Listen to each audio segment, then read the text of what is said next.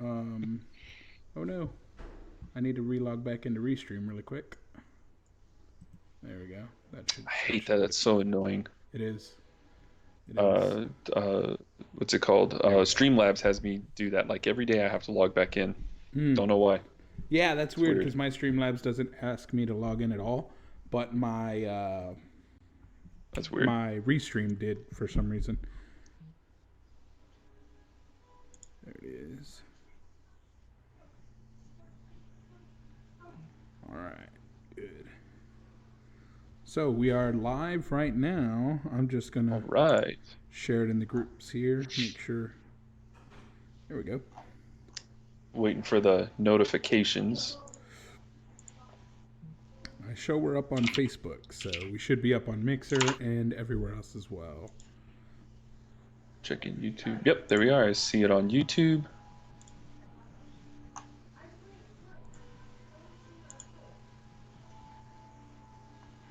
Mixer. I will. Oh, I'm already hosting it. Haha. Voila. And Twitch.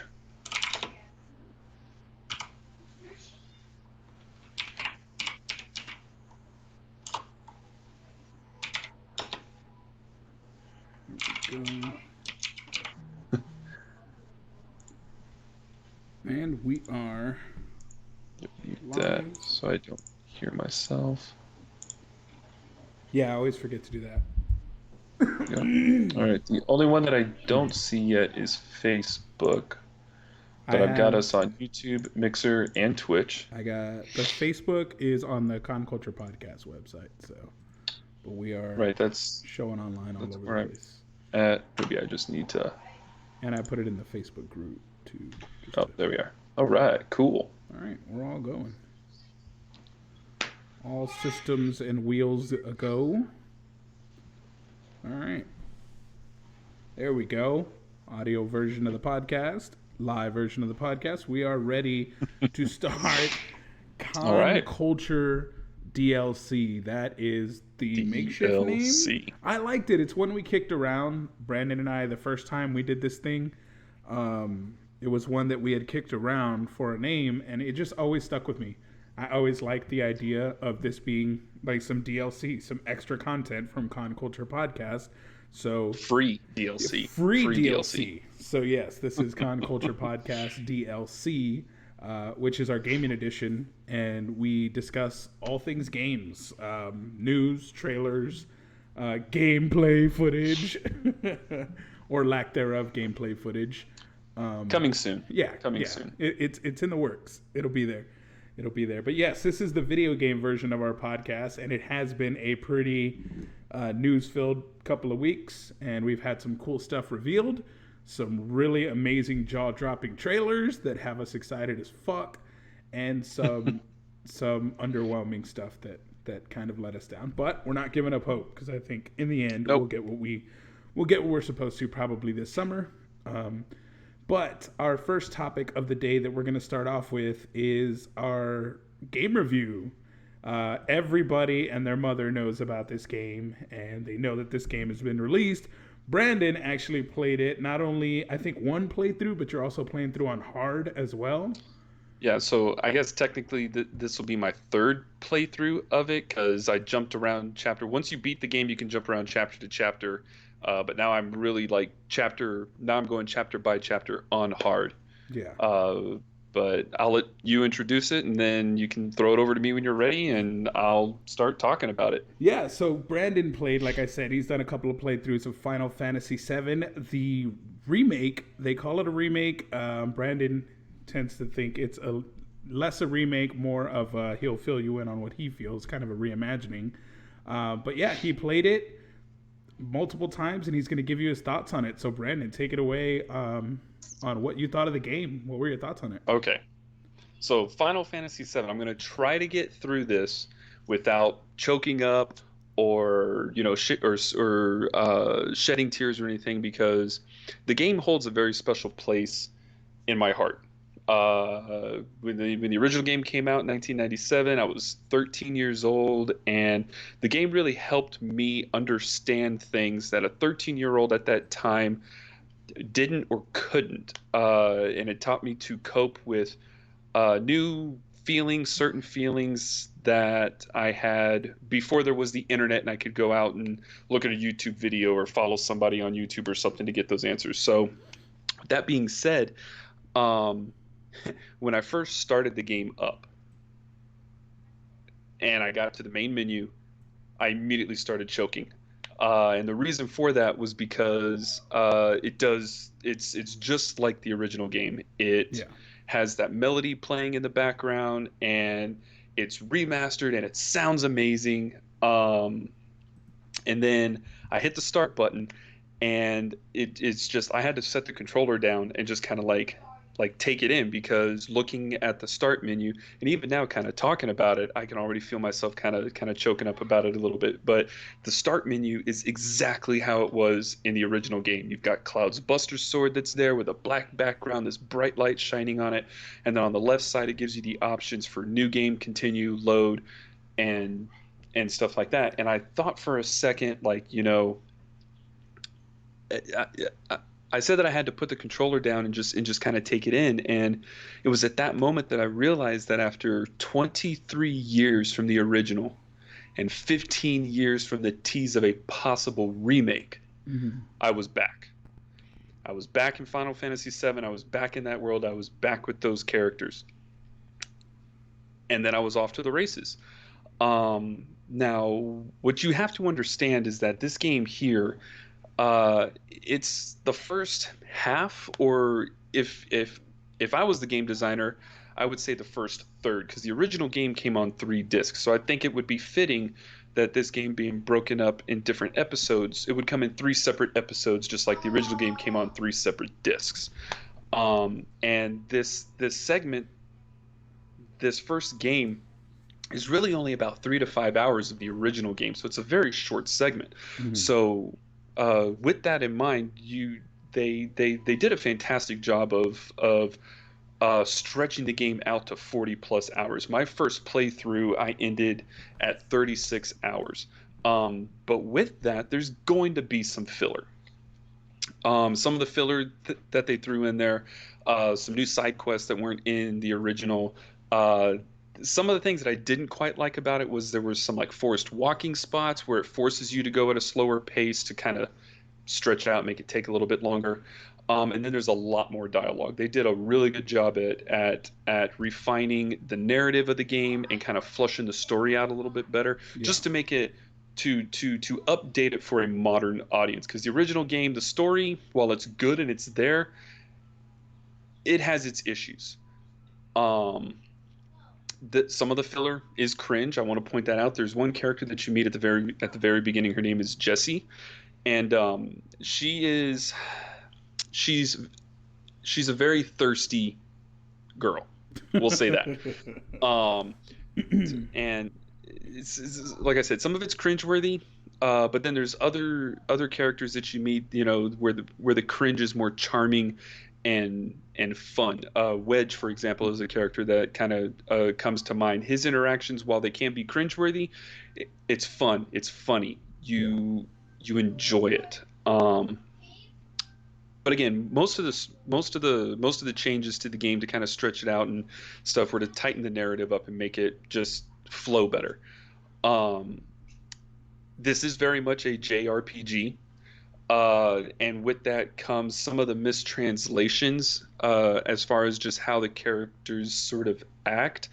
I've always found it funny that in some of these games, the characters will do really awkward like hand motions. Like Yeah. there's times where the main character Cloud is talking, and or somebody will be talking to him, and he'll basically say he's not interested, but he'll do this weird sort of like hand motion where he'll be like, not interested, and it's just kind of weird. But again, that's Don't that's really give a just shit. kind of, yeah, That's exactly. It's funny. just that. It's out of But that's place. the like charm Yeah. with these JRPGs. There's Mm. there's one part where one of the main characters, her name is Aerith. It's at the beginning of chapter 10 where she gets frustrated and she does this action and this noise. She sounds like a horse, and it's weird, but again, it's a JRPG. You just kind of like roll it off and Yeah, stuff like it's that. just part of the charm, like you said. And by the way, you're not Exactly. alone in the emotion. Charles says this game was his entire childhood, so he's on the same page with you. He loved the fillers, but yeah, continue on. So JRPG, So it's fun, but it catches you sometimes. yeah. So while the game is fantastic in almost Hmm. every aspect, it's not all good. Uh, Visually, while the character models are amazing, most of them are short of perfect. In some cases, they look better than there's Final Fantasy VII Advent Children counterparts, which was a fully fledged CG movie that was produced about 10 years ago. Yes. Some of the environments leave a lot to be desired, Hmm. particularly when you're running around in the slums. Some of the textures on some of the buildings and just some of the objects literally look like they're pulled straight from the original game, the original PlayStation game. The textures are muddy and they're ugly, and I just kind of wish that maybe they had spent a little bit more time polishing those up or making them a little bit sharper. It doesn't really detract from the game all that much, but when you're running by and you're looking at these ultra high res character models where you can see like pores on the characters' faces, Yeah. and then you immediately look to your left and you see a door that is just like one solid color with almost no Texture like to it. texture to it, it kind of pulls you out. Um, the music. Final Fantasy VII is the soundtrack to this game is just the original soundtrack to the game is amazing. They did one of the best jobs that I can possibly that just I'm at a loss for words here. They did one of the best jobs that they could have possibly done when it came to the music. Hmm. Uh, One of the notes that I have in here for my review is the music sounds so good that while it's familiar, it's still new. And it's almost like hearing that music for the first time again. It's so satisfying when Yeah. you get into like one of the first big battles and that very well-known Final Fantasy fight theme kicks in and it's you're there, the music just sounds amazing and I could listen to the music just by itself, and it can still trigger the feels. Yeah. Um, but, but, I always say that story and graphics will bring players to a game, but gameplay is what keeps them coming back for replays. And seeing as how I'm on my third playthrough, the gameplay is great, absolutely great. They did a really good job at taking the sort of feel of the turn-based sort of action that the original game had and Hmm. updating it for a more action-oriented modern audience. So while there's still a level of strategy involved with using items and magic and the game slowing down to like 1% of its speed, which is really cool when you bring up the menu. If you just want to go in and just mash buttons and just swing your weapon and do damage, you can do that too. And It's all I you know how may to not do. have you may not have as much success with it, Yeah. but you'll still have a good time. So uh, now for the spoilers Yeah. ish. I'm not going to completely ruin everything, but I am going to talk about some of the main differences between this game and the original. And while they call this a remake, this isn't really a remake. Uh, this is more like a reimagining of the game. And what I mean by that is so if you play through the original game, the Hmm. Midgard section, which, like I said, takes about 3 to 4 hours to get through, there is Sephiroth, the main villain in the Final Fantasy VII story, doesn't make an appearance. He's barely mentioned in that section of the game. But he seems to be front and center in this one. And there's a lot of theories out there, and one that I'll kind of touch on that I kind of prescribe to Hmm. because it seems the most plausible. Now, as you play through the game, you encounter these whispers, and these whispers are like hooded ghosts. They almost kind of look like Dementors from Harry Potter, Yeah. and they're as you get towards the end of the game and you start kind of understanding, you find out that these whispers are there to keep the timeline in order. And this kind of jumps into the theory of why Sephiroth is making his appearance so early in the game. And that's the theory goes that I like is that Sephiroth knows he's going to lose this fight. We don't know how yet, but we know he knows he's destined to lose this fight. So he's changing things or trying to change things in order to make it to where he wins. And the whispers are there to help prevent that. There's a part towards the end of the game where a main character is killed, but he's not supposed to die. He didn't die in the original. Yeah. And he ultimately doesn't die in this one either. But Sephiroth stabs him and kills him, but the whispers kind of bring him back and stuff. And so as far as spoilers go, that's really all I want to talk about, because I don't know if there's people who haven't finished it yet. I know you haven't finished it yet, so Yeah. I want you to be able to still be surprised. But one thing that I really hope that Square does going forward is there's a lot of games out there that allow you to import save data from previous games to continue playing on those characters. And I would absolutely love for Square to allow you to do that if you played through, to take your save data from this game, your character levels, your items, your guild, choices that you've made, because there are some choices that you can make in the game that will kind of tweak things a little bit. Yeah. And allow you to import that, take it into the next game, and then continue from there. So if you have like a max level character at level 50, you can take that level 50 character into the new game and continue from there. And maybe the beginning part will be a little bit easier, but ultimately it'll get more difficult. So a bit of a Mass Effect type thing where your choices in the Exactly. first affect the second, affect the third. Exactly. Cool. So to kind of close up here, and I'm going to read this because I spent a lot of time in kind of wording this out just right. I feel Final Fantasy VII Remake is a touching and heartwarming love letter to the original and is worth seeing. Make no mistake, Final Fantasy VII is an amazing and a must-own for all PS4 owners and Final Fantasy fans alike. And I'm going to close out my review and then give kind of like my final score by paraphrasing what GameSpot said about the game during their review, because I thought it was perfect. Regardless of your history with the original game, Final Fantasy VII Remake is an astounding achievement. For first-time players, it's an opportunity to understand why Final Fantasy VII is held in such high regard. It's a chance to experience a multifaceted story that grapples with complex subject matter, be in the company of memorable characters, and be moved by their plight. For returning fans, this isn't the Final Fantasy VII your mind remembers. It's the one your heart always knew it to be. That being said,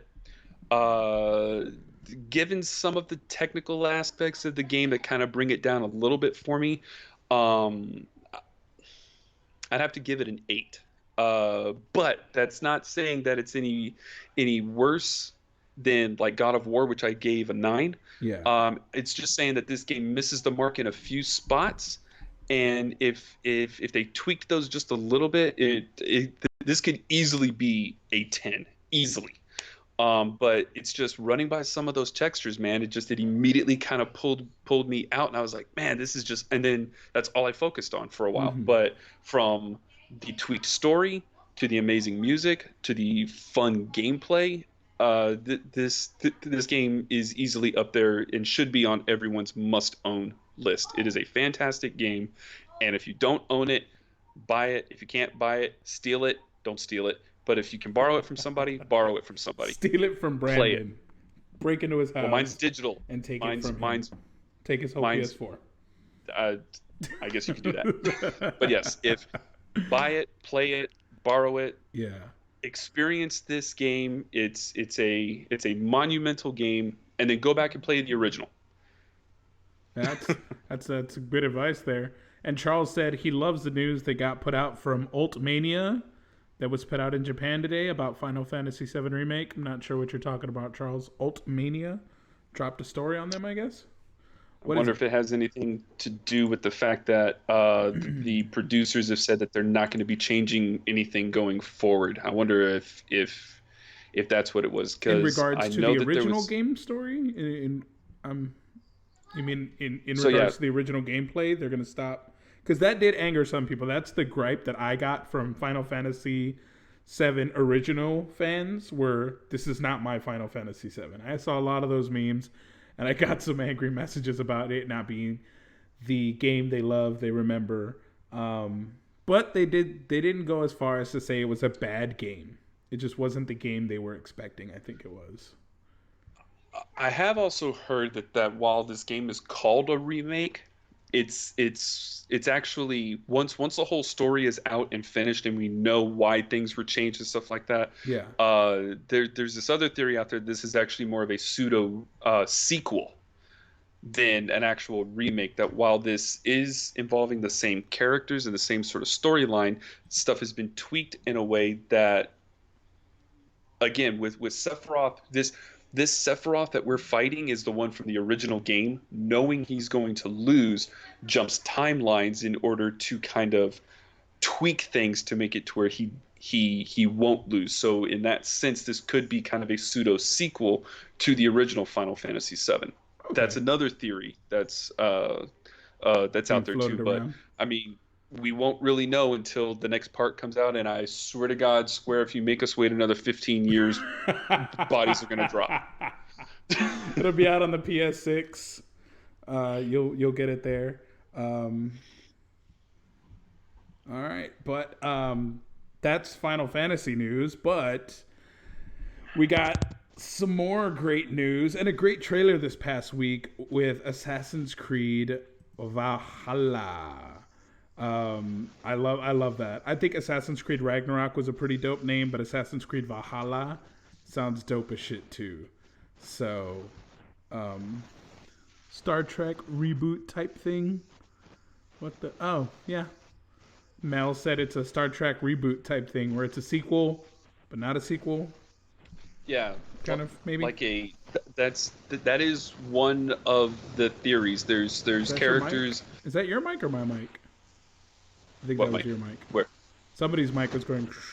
I think that was yours. It was probably mine. Yeah. It's Did it stop? Nope. It's still there. Like there's some static or some. Maybe give it a little nudge. Play with the. Hold on, I'm gonna mute myself real quick. Oh, did it? Oh, it stopped. Yeah. Okay. Like when you tapped it, when you put your finger on it, when you gave it the lovely touch. Oh, there's a little. I didn't even touch it. I was actually reaching for my Stream Deck to mute myself so I could. Yeah, try it again. It's back. Okay, hold on. Yeah, there we go. Maybe. We're muted, but you can hear me. There we go. That's all that matters. Is that okay? Is it better? Yeah, it's gone. Oh, it's faintly gone. Okay. It's again crappy cable the way it's plugged in. I've got a mixer that's on the way. That's gonna make things better. Don't worry about it. But yeah, there's a character that shows up at the very end. You're not introduced to him whatsoever. You don't even know who he is unless you have the subtitles on and you see his name. He's a character from the original game that's supposed to be dead, but then isn't dead anymore at the end of this one. So it's this sort of like weird sort of like timeline. The ending. So the first game ends after you leave the Shinra building. You drive on a highway. You leave Midgard. But at that point in this game here, that's where the ending takes a drastic turn, and it's completely different from the original game. Yeah. So like the majority of the game is pretty much the same, and then you get to this point here, and it just completely alters how everything goes. But we could do a podcast just on the differences for this game just in itself. But there's other stuff that we need to get to. I think Charles would love it because Charles loved your review. He said, "Thank you so much for that review, Brandon. It was a great one." Well. I'm gonna plug myself just a little bit real quick. If you want to talk more Final Fantasy, I stream on Mixer Ghost 2651. Right now it's Tuesday, Wednesday, Thursday, 4:30 to 6:30 ish, and then Saturday, Sunday streams are I'm gonna stream, and then I go live. Turn on your notifications when you follow them on Mixer. Yeah, exactly. That so way you get it. if you want to talk more Final Fantasy, by all means. Give me a follow on Mixer. I'm sure Juan can probably plug my Twitter, my Instagram, and my Facebook, my gaming Facebook page as well, because Yeah. I send notifications out on there when I go live. Again, if you want to talk more Final Fantasy, give me a follow. Jump in chat on stream, and I'll be more than willing to kind of go over theories and talk about it and stuff like that. But So, we've got other stuff we got to talk about. Assassin's Creed Valhalla. It was a great, beautiful, beautiful cinematic trailer. My brother says, "Why don't you read my comments, fat ass?" Thanks, Mel. I have no idea what they're talking. I don't know, guys. Brendan was talking. Like they go back and change the timeline. Whose mic is messing up? That was Brandon's. Yep. Told you. Why don't you read my comments, fat ass? There, I read your comments. So it's like Metal Gear 5 to go back and play everything twice to get the new ending. Yeah, there you go. We're all caught up on my brother's rants. This is why no one likes him. Fuck you. So Assassin's Creed Valhalla, beautiful cinematic trailer. And then we got hyped because there was all this talk of gameplay trailer dropping this week. Xbox was going to do a presentation and give a bunch of games. A bunch of game trailers were going to come out, and we were supposed to get gameplay footage for Assassin's Creed Valhalla, is what they touted. Not just for Assassin's Creed, but for all the games. It was supposed to be just a plethora of gameplay footage being For shown. New Ghost Runner, Xbox One Dirt. Series X gameplay footage. But I think we were talking about this before we went live. I think Microsoft just kind of mislabeled what this thing was. Yeah, If well, they let's hadn't said. before we get into what it is, Yeah. let's take a look at what we saw. I think that'll be the best way to go about it. So let's take a look at what we saw. If you haven't seen the trailer, I'm about to throw it up for you guys, and this is what we waited for and what we ended up getting here.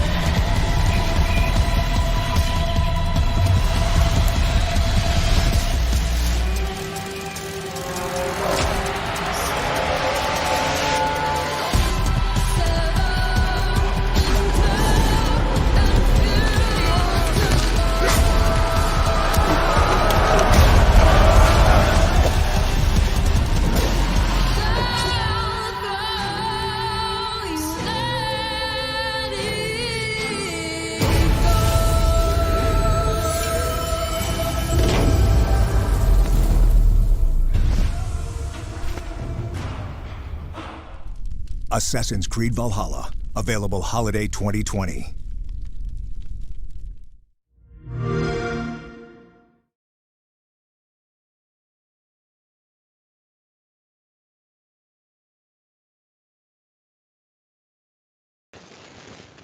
Right. Holiday. That is what we got there. So it should be noted that this is coming to all platforms, current and next gen and PC. Yes. Just since it was shown at an Xbox event, it has Xbox One and Series X on it and stuff like that. So I was disappointed in the gameplay reveal because it wasn't really gameplay. Like, what I think of when a company says gameplay is that first big like reveal trailer that they did for the new God of War, where it was at E3 and we got to see like the perspective of somebody sitting down with a controller playing it. Like that's gameplay. We got a legit walkthrough, and we basically got the opening scene of the story of the game, from what I remember when they were doing that. We got to see the walkthrough. You got to see the combat, how the controls work. That's what I was thinking we were going to get, at least in some facet. A taste of what the game was. This, I mean, if you've never played an Assassin's Creed game before, you don't really know what to expect. Mhm. The Viking setting, I know that everybody's super excited about this. I'm excited for it, and I'm going to get a lot of hate for this, but I just it seems like they're just trying to play off of God of War a little bit. Like God of Yeah, you're gonna War get some hate went for it. I'm already hating you. went I don't God of even. War changed up from Greek mythology and went to Norse mythology. Now, granted, the Assassin's Creed is taking They place have dual probably wielding weapons, hundreds of Brandon. years. Dual wielding. Well, I mean, technically you can dual wield in God of War too, but we won't get into that. But no, it almost seems like they were like, oh, God of War did this. This might be good. Now, the game looks good, and if Yeah. the gameplay is even uh, slightly close to uh, what the previous games have been, then I'm sure it's going to be fine. I just got a text message saying that my mic sounds staticky, that I should switch to my headset mic. Let me do that real quick. Well, yeah, it went away completely. Oh, did So it? yeah, it's been gone for about 2 minutes. But if it comes back, we could do that. Quick Okay, switch. yeah, But yeah, it got real bad for a second there, but it's gone now. So okay. hopefully it stays gone the rest of the way. Yes, But I do apologize for my mic. I got a new mic, and I'm trying to play with it, but I've got a really crappy cable for it. I've got a replacement cable and a mixer coming. Blah blah blah. Anyway, yeah, um, my brother said, so "How yeah, cool if Thor makes a cameo in it." I No, but they're would not be Vikings. surprised. I would not be surprised, and to be perfectly honest, I'm going to say it right here. Yeah. I've already posted on Facebook for it and a couple of other places, and I want to make sure that there's proof that I'm saying this before Yes. the game comes out.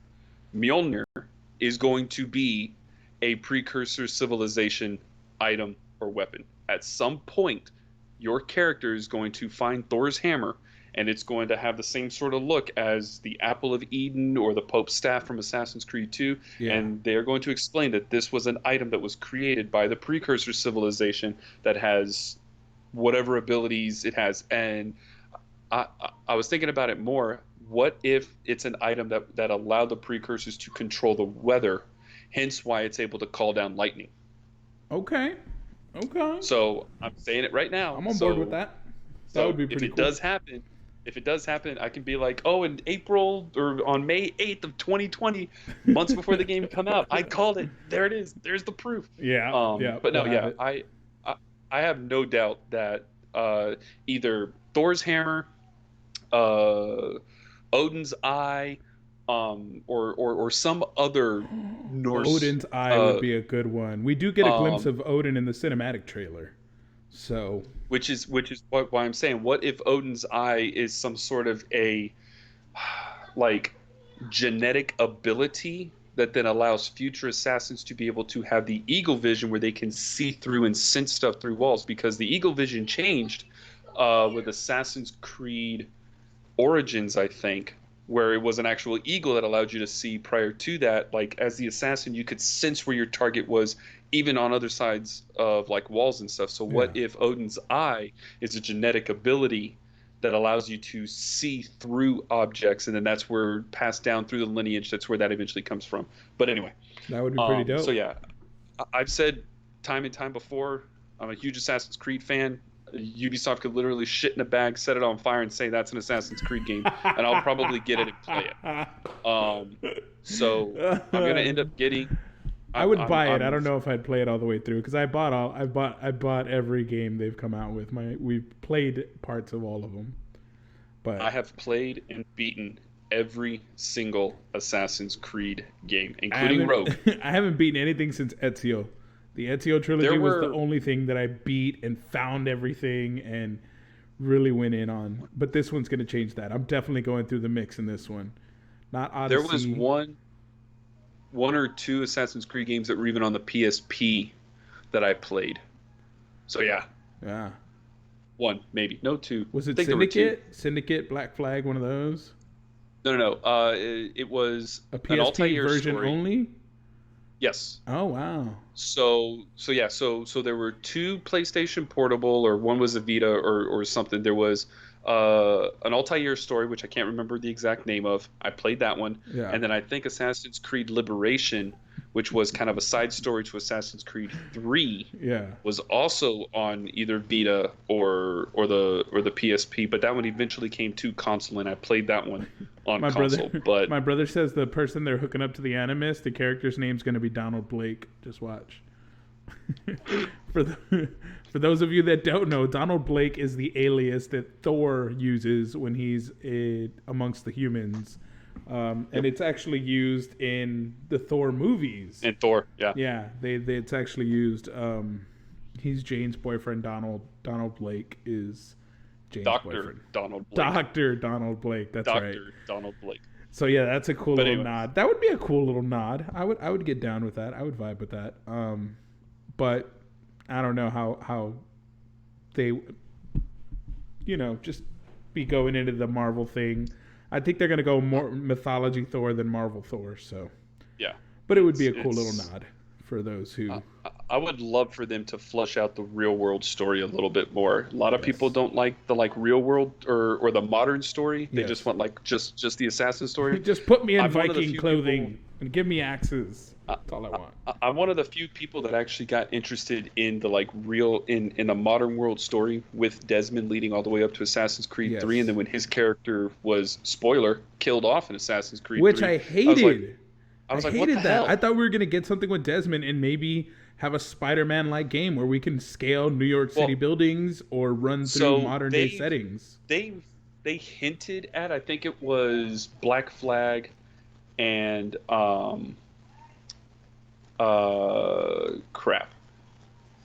Black Flag and Rogue, Yeah. that there was a cloning sort of project that Abstergo was working on. So I thought maybe they were cloning Desmond and they were going to bring him back, That would be and then cool. that was going to allow us to Shit, Boba play Fett's as coming him at a back. later date, Anything's but- possible, baby. Clone everybody. That is true. Clone That is true. everybody. I'm down. I'm on board with it. I think that'll work. But yeah, I'm looking forward to Assassin's Creed Valhalla, but I'm approaching it cautiously. Same. The game engine trailer left a lot to be desired. It's unfinished, obviously, but I hope that you can do the cool things I like are that you have goals for your settlement. So you're constructing your settlement as you're going through your storyline. You're trying to acquire resources for your settlement, and you're raiding with a purpose. You're not just raiding to raid. Yes. You're raiding to gather resources, Yes. money, whatever it is. So that's very true to Viking culture. So I like that aspect, and we'll see if they nail it or if it becomes just, kind of like go out, get something, come back. Go out, get something, come back. Yeah. Go out, I don't want it to Well- fall into a trap of just feeling repetitive. So The most exciting aspect of this one for me, anyway, dual wielding weapons. we had that in Origin and in Odyssey. yeah, but not as You can didn't have dual wield access, there.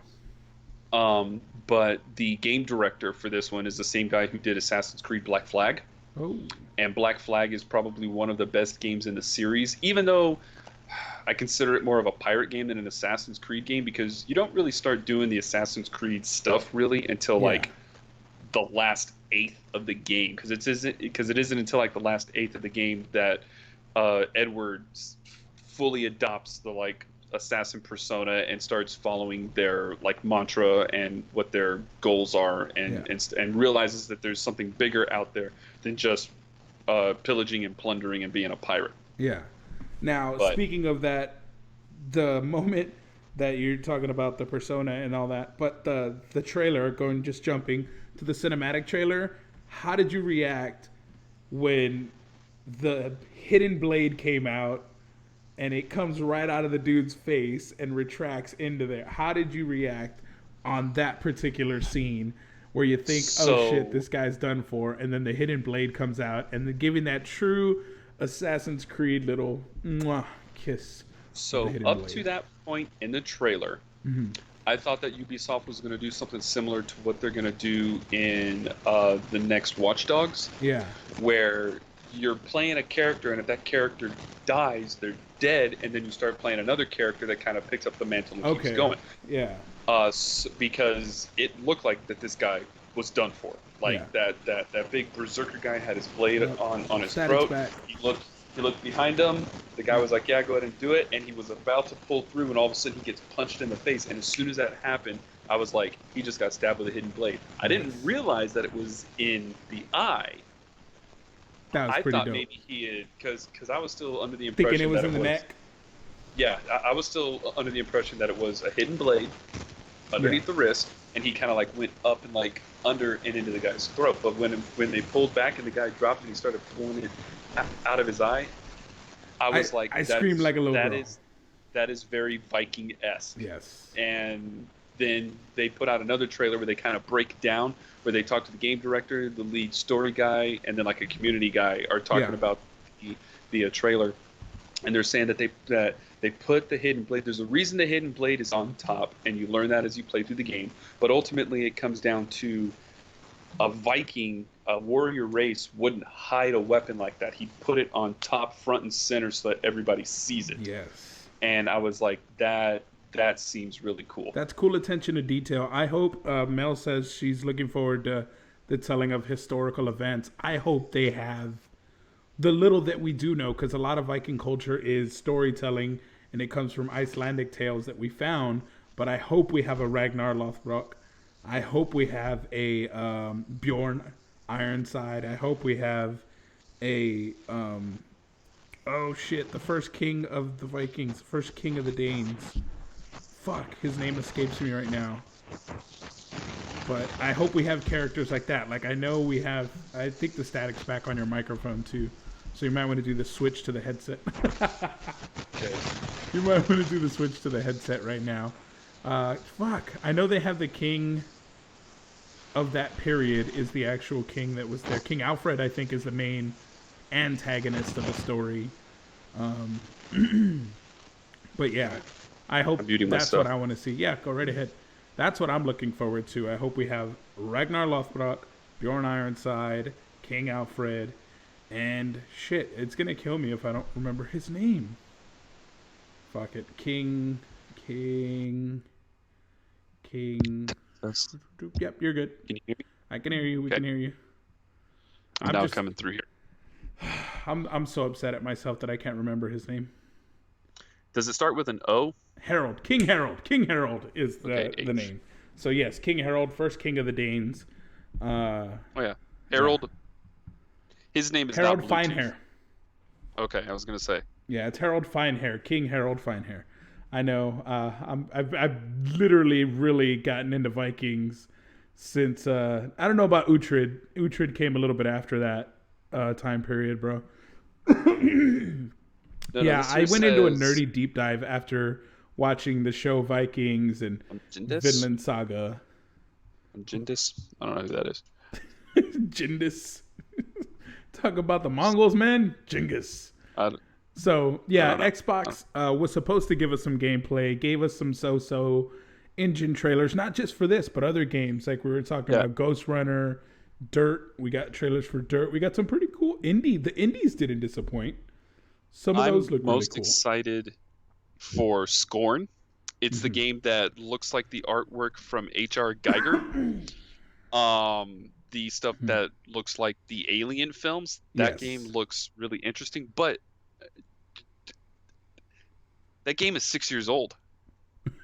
What? No joke. That game was a Kickstarter game that started in 2014. Damn. Yeah, so it's been in development since then apparently, and it's going to be a Series X title, next gen. That's pretty dope. But yeah, what's a couple of games that stood out aside from Assassin's Creed to you from that little presentation? I like Dirt because of the voice actors that they have for Dirt. They have Troy Baker and the Uncharted guy, Nolan North. Troy Baker and Nolan North are actually both in the game, lending their voice to it. So it's a pretty cool. It's kind of like a Need for Speed game, just with dirt racing vehicles. So that trailer looked pretty cool. and that one looked like I'd have some fun playing it because it's something I can drop in and out of. It's something I don't have to commit a lot of time to, and I like games that I could drop in and out of. That's why I like sports games. The new Madden, that was a fun trailer to watch. A little nod to the old school Madden. I'm a fan of sports games, so I'm always going to play them when they come out. I'm going to be on the new Madden. I'm going to be on the new 2K, but... You are the problem. What? You are the problem with What? sports games. Look, my son pointed it out, too. He's like, 2K, the incremental updates that they do does not warrant buying the game next year, but we still do. We still do. I mean, chances are what's going to happen is the same thing that happened going from Xbox to Xbox 360 and 360 to Xbox One. They're going to put out a lackluster Madden game this year that's basically just a football sim. Yeah. That has none of the like franchise features or the. I mean, when Madden went from Xbox to 360, that year's Madden didn't even have a creative player. Like it was literally you could play one season. That was it. Yeah. Like it was the most bare bones of football games that you can imagine. It was really, really. It pissed me off. So you think that's what's going to happen with these? I don't know if that's what's going to happen with these. I don't think we're getting next gen titles till next year because Madden generally drops in August, September. I think considering that, and you and I have already talked about this. Like Xbox has already said they're not going to have any like Series X titles for at least a year. Yeah. That everything that's coming to as Xbox far as One Microsoft exclusives, because Valhalla is a next gen game designed for the next gen console. So they say it's still going to be on PS4 and Xbox One. Yeah. So, it's just it'll look prettier on the Series Ray X tracing, PS5. damn it! It'll have ray tracing. Ray tracing is overrated, and I can say that because you I've got played a box it? right Did there. you play Minecraft yet? You better not. Yeah. Fucking shit. Does it look cool? It looks cool. I'm but, sorry, I it's mean, not overrated then. That's all I want from it. It's just a light feature. So it's just like physics.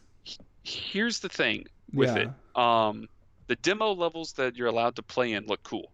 But what I want to see is my levels so that I have a direct comparison. Because they build levels to really kind of showcase it off. But I'm just saying, like, ray tracing is overrated. I've got a box for 2080 Ti sitting right there. That's what I got sitting in my machine. I can do ray tracing, and in most cases, it's. I think you're a gaming snob. I think you're a gaming snob. Yeah, you're just a snob. You're too used to it. You're too used to the good stuff. Little guys like me, we're like oogling at stuff like that. Little guys who don't have the 2080 Ti's. So here's the other issue with it. There's really nothing out there that really showcases not yet.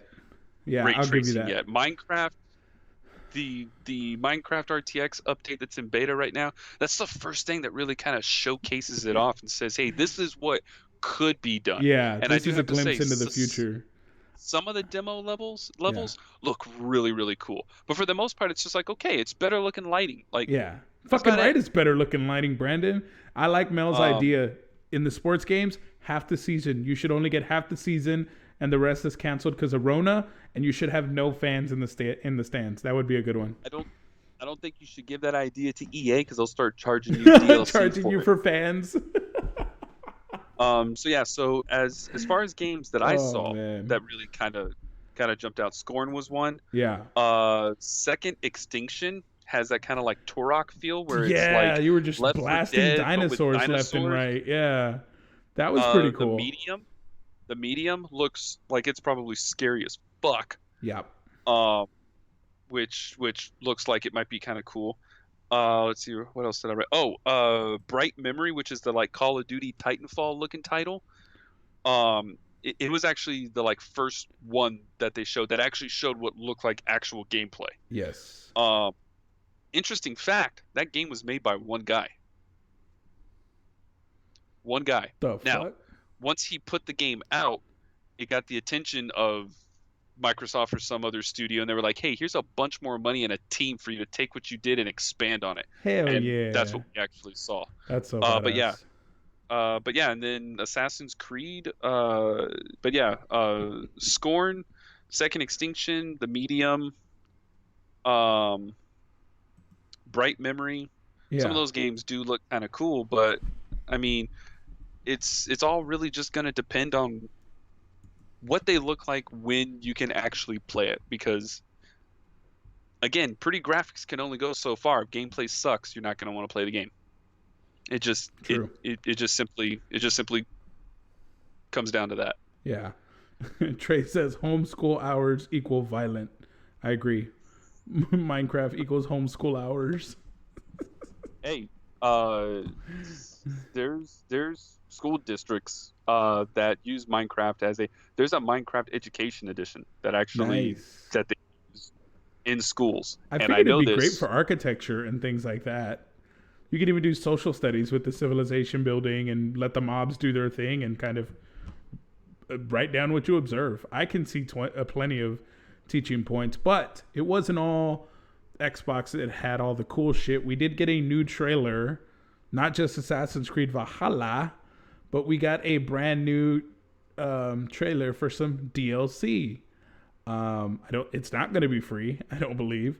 Mortal Kombat released their expansion essentially, and some cool shit. It was amazing, and we're gonna play the trailer for you so you can see it, and then we'll give our thoughts on it after that.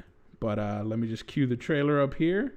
You guys can take a gander, and me and Brandon will just chill in the back like weirdos. Our work is finished, Liu Kang. Lord Raiden, It falls upon you to architect a new history. then together, let us begin. Cease, Liu Kang, before you doom us all. Shang Tsung? In defeating Kronika, you destroyed her crown.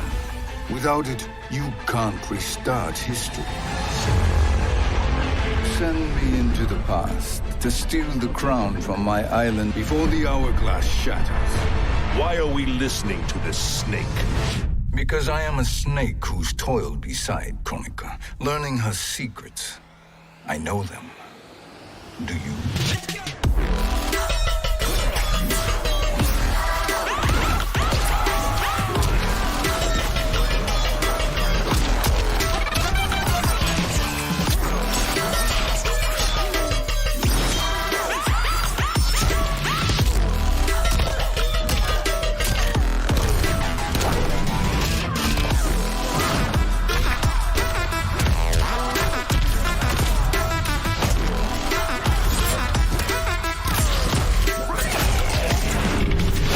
We need help.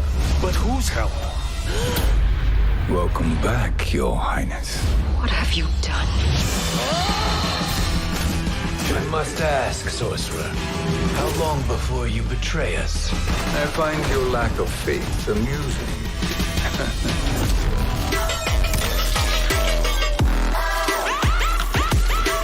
She can aid us against Kronika. I was her protector for life. Shang Tsung. He's become far too dangerous. And I doubt his new allies realize quite how dangerous he is. No one can predict what happens next. Not even me.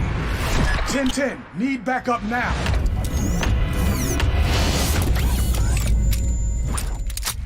You are under arrest, dirtbag.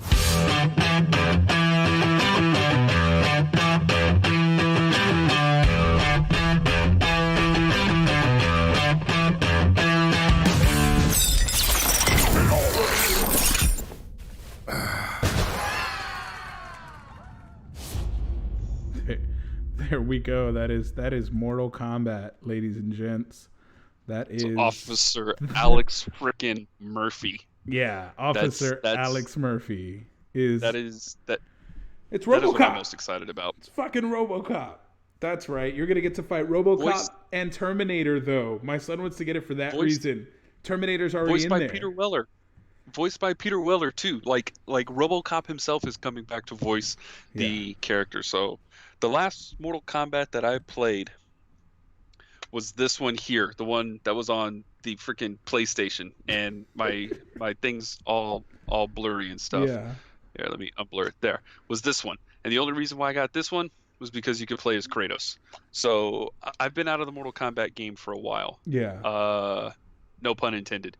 But yeah, I'm thinking that I might jump back in for this one. I might pick this one up just to play, because I'm also curious like how he moves. You know, you have like, RoboCop, you have Spawn, well you have in the movies. So you have Terminator, you have Joker, you have a lot of really cool DLCs on this one. Terminator versus really RoboCop has got to be a interest me. badass fight.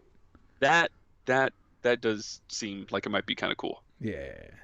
And I can't wait for all the dialogue that they put in, because that's what I do love about these Mortal Kombat games is the dialogue for the character you're fighting. It's a different dialogue for every character you face. Yeah. So I'm in. Fujin is back. Shiva's back. It looks like Queen Sindel is back. So Shang Tsung's back. It looks fun as shit. The guy from the movie. Yeah. I'm in. That almost made me pick this one up when it originally came out. Was that Shang Tsung was voiced by, and I don't know the actor's name, but the guy who played him in the movies, along with his likeness. Yes. I was like, do I want to? It's still just a Mortal Kombat game, but I mean, now we got RoboCop. Now we got RoboCop. So yeah. Jason Olivari, what's up? Thanks for joining, man. Trey, I know it's violent. It's kind of the point. Yeah, that's the point of a Mortal Kombat game, is to be violent and tear shit up, and you know, it's. Is it on Game Pass? My brother says it's on Game Pass. I'm not sure if that's Mortal Kombat X. It's on Game Pass or the old Mortal Kombat. But if it is, fuck it. Get yourself Game Pass. It's already worth it as it is. They got a lot of indie games and cool kick-ass titles, Microsoft exclusives. So well, I have it already for PC and Xbox and stuff like that, because kids use it Minecraft. A lot. I use it a lot. But yeah, this one I'm legitimately excited for it. Same. Cool. I'll be getting it. I'm excited for that, but that's not the only games we have coming up. As you know, our summer titles that we're excited for, I think there's really only two of them that stand out. For you, it's The Last of Us 2. You said you were still on the fence about. For me, you're what? No, I'm just saying I'm on the fence. The game looks phenomenal. I played the first one. I really enjoyed the first one. But here's my dilemma. Mm-hmm. Let's be honest. They're going to re-release it on PS5. Hell, it may even be a launch title for the PS5. Yeah. So now, do I get it on PS4, play it and beat it, or do I just wait for the PS5 version and play it on there? Because depending on what new crazy sense stuff that the new controller has, which looks ugly as all guessing, hell. The controller. I'm guessing that the hand grips are going to have sensors on them, so it's going to know how tight you're holding the controller or stuff like that, because the Valve Index controllers do that now for VR, where you can like control individual fingers in games as long as it's programmed to. That's so cool. DualSense being the name of the controller, I'm assuming that some way the controller is going to sense how you're holding it, and that may change how, you know, there may be some sort of a gameplay gimmick thrown in there with The Last of Us 2 on how tight you're holding the controller. Maybe, you know, the tighter you hold the controller, the better aim with a bow you are, or something like that. You know, that would be cool. I can kind of see stuff like that. So like I'm on the fence. Like it's probably going to be one of those things. The game comes out June 16th, I believe, or 19th. Yeah. So it's probably going to be like June 15th. I'm going to make my decision. And I think, are you getting a physical copy, or are you just going to download that bitch? See, that I don't know either, because I've been moving more and more towards digital because it's instant. I have it. I can play it. I'm with you. When it comes to physical, I don't support GameStop for personal reasons. So I get most of my stuff off of Amazon. Yeah. And so I'm the opposite. I'd have to I support wait GameStop for personal reasons, because our co-host Andy, who is trapped in Animal Crossing right now, poor thing, she can't get out. I'm sure she'll find her way out, but right now she's in a fight with Timmy and Tommy and negotiating some prices on the new turnips. So, but yeah, no, that's neither here nor there. You were saying There's a long story involved with why I don't really support GameStop, and it involves them basically taking a few $100s worth of PC games away from me. Oh, I remember that story. You told me about it in detail. Yeah, I would be upset too. I would be upset. And so because of that, like, I will only buy stuff from GameStop if I have absolutely no other choice. Yeah. And even then, I'll really debate on whether I need it or if I can just get it from someplace else. But anyway, again, if you want to know the details, follow me on my stream. We can talk about it there. Yeah, he can go spill his tea, because it is quite the story. It's a saga, if you will. But yeah, so if I got a physical copy, I'd have to wait until later that day, because Amazon does have their launch day guarantee. Yeah. But it shows up that day sometime. So so it could be 8 p.m. by the time you get to play it, which to you is not a big deal. You're gonna play through it in a weekend. I'm gonna take the rest of the year, so I'm excited to play it. But let's be honest, the reason this game is coming out is because the story leaked. They leaked the story, and because originally they wanted to hold off because of the whole COVID thing. I honestly think that to be perfectly honest with you, I think that they were trying to hold off as long as they could to just make it a PS5 game.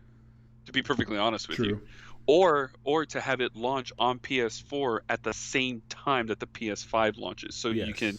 So this is here, people don't have this dilemma. Well, do I get it now? Because honestly, there's probably a lot of people that are in the same boat. They're like, do I buy it now, or do I just inevitably wait for the PS5 version for a slightly prettier version? Yeah.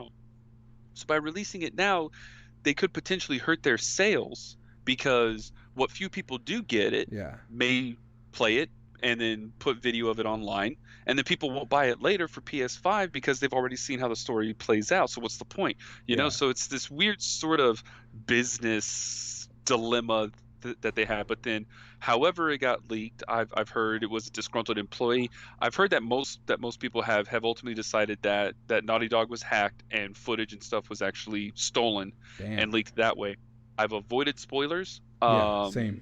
So but I Trey says he misses EB Game Stores, that they used to let him play the games before he would buy them. So yeah, we have a lot of EB Games fans. Maybe bring that back. Revive that brand. Here's really old school, and I wonder how many people watching are going to know this. Babbage's in North Star Mall before it became GameStop. Babbage's in North Star Mall. That's where I used to go to get all my stuff. Nice. And that was it. So that's taking it back. I think that's taking it back even further than EB Games. Yeah, like we're that's talking further than EB Games for sure. Like Mel, Super Nintendo 64 era. Yeah, dude. Jason said he used it as a sneak peek. Mel said that's why they're not here anymore. You never bought anything. That's so funny. But yeah, that's the game after that's coming in July that I can't wait for, because the only thing I love more than fucking Vikings is fucking Samurai, and I don't care what Brandon says. I'm fucking hyped for it. The Ghost of Tsushima is a beautiful game. It looks masterfully done, and if it's even a halfway decent RPG, I'll be happy. It doesn't take a lot to please me. I'm a samurai, I have a bow and arrow, and I have a katana. Fucking sold. You had me at samurai. You can stealth or just run and gun and just fucking slash everybody down. You can play it different ways. It doesn't force you into a certain style of play. That's what I love about it. You can be in the shadows using badass samurai weapons and ninja weapons, or you can just walk through the front door and cut everybody down. I'm sold on that. I don't know what you think. The game has a lot to live up to. Yes. Because I come from the days of Tenchu. Oh. And I remember playing that game, and I really, really enjoyed that game. So when I see this game here, I'm kind of seeing that game. And I just remember how much fun I had playing Tenchu on the original PlayStation. Yes. And I'm cautiously optimistic because I want to kind of relive that stuff. because again, that was a lot of fun. But Yeah. I also know that it's that the whole era and everything can be very easy to screw up. And Yes. considering that while we've gotten some gameplay, it's been mostly again a lot of that kind of like cinematic gameplay Game engine footage. film footage. Yeah. It's so anytime And this close to a the game, release, I agree. There should be some gameplay out there. anytime that a game has been announced this far out and has been coming for this long, And even and been we're pushed this back. close to the It was release, originally and a we're this February close to the release. yeah, and then we get this close to the release, and I haven't seen a gameplay breakdown or, hey, my name is this, I'm from this studio, I'm gonna walk you through the first 10 minutes of our game. That always makes me nervous. Shit, didn't we because it's receive like, at least a little bit of Cyberpunk already? Didn't we get some gameplay of Cyberpunk? Yes. Yeah, we got a Yes. nice little 10-minute walkthrough. yeah, we got a 45-minute walkthrough, dude. Fuck, you're right. A 45-minute walkthrough 2 years ago at E3. Well, this coming Yeah. E3. Yeah. It was E3 of 2018. We got so they showed 45 minutes of it behind closed doors, and then like Yes. a month or two later they They released it that online. footage, yeah. 2 years before the game is even out, and we've already seen kind of what the game looks like. And then the following year they released more. Like every year Yeah. they've been putting CD out more. Projekt Red, more though, of it. is a different studio than most. It is a very upstanding studio. It is a very fan-first studio. Yes, It's they all are. about the experience and the fans. They're not going to They are. nickel and dime you for DLC. They're not going to give you an unfinished product. So, yeah. I'm anxious and I'm optimistic because it's an open world Japanese samurai game. Open world. Come on. Fucking sold. Even if it's half the Red Dead. Even if it's half Red Dead. If but it's it's Grand really Theft Auto 1, I'll be happy.